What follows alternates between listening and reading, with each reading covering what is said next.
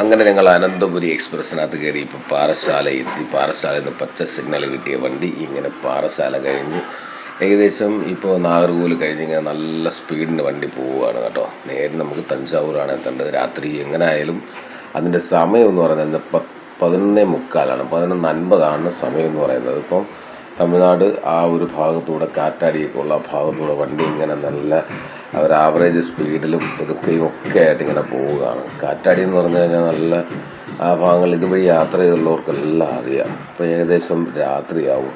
രാത്രി ആയാലും വണ്ടിയുടെ സ്പീഡിന് ഒരു കുറവുമില്ല. ഏകദേശം നോക്കിയപ്പോൾ 100-110 കിലോമീറ്റർ സ്പീഡിലാണ് വണ്ടി ഇങ്ങനെ പോയിക്കൊണ്ടിരിക്കുന്നത്.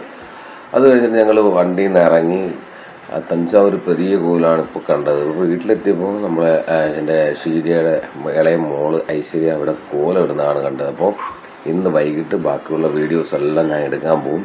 ബാക്കിയുള്ള ഒന്നിനും സമയം കിട്ടിയില്ല. രാവിലെ എത്തിയപ്പോൾ 5:30 ആയപ്പോൾ സീ യു, ഗുഡ് ബൈ.